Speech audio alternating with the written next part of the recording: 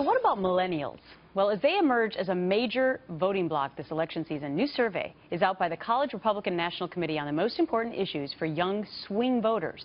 And it finds, among other things, that they want a candidate who is kind to people of all walks of life, well-spoken communicator, cares deeply about racial equality, is not afraid to fight tough fights, but focused on making things happen while working extremely hard.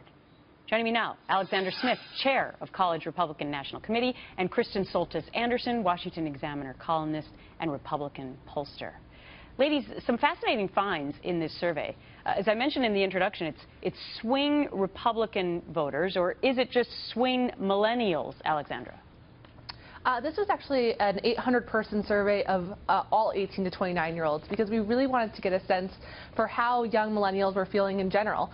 In fact, young independents make up the majority of the millennial voting bloc, so we wanted to really understand how they were feeling because they will help, in turn, shape the rest of the election. So, Kristen, what's really interesting is that the one thing that really jumped out, and it could be a challenge for the GOP, is that they are facing a massive caring gap, apparently, with millennials. What does that mean?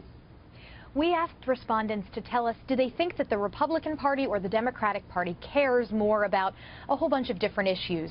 Even on things like the national debt, young voters were pretty divided about who they think cares more. And certainly on things like promoting equality or making the economy grow, they were favoring Democrats slightly over Republicans. But the good news for Republicans is that we tested a lot of messages about how if you open up the economy, if you move power away from Washington and into the hands of the people so that bottom-up growth can happen, that younger voters, they like that language. They're not used to hearing Republicans talk that way, and they want to hear more. Okay, it's really fascinating when we look at what might happen if you could actually build your own ideal candidate. So here were some of the things that they said was very important to them. Fixing failing public schools. I'm with them on that one. Promoting clean energy. Reducing the national debt.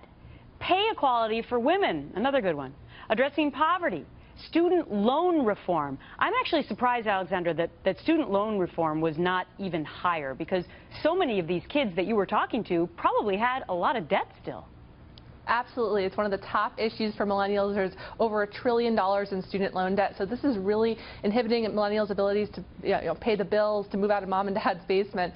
But I think what's particularly interesting about that is that we also offered choices in that same survey for example, free college or government subsidies to pay for higher education. Yet millennials were more interested in how do we pay for higher education ourselves? How do we reform some of these student loan policies to make it easier to pay for college? So they're not just about free handouts. They really want to do this on their own. They're just looking for it to be a little bit easier.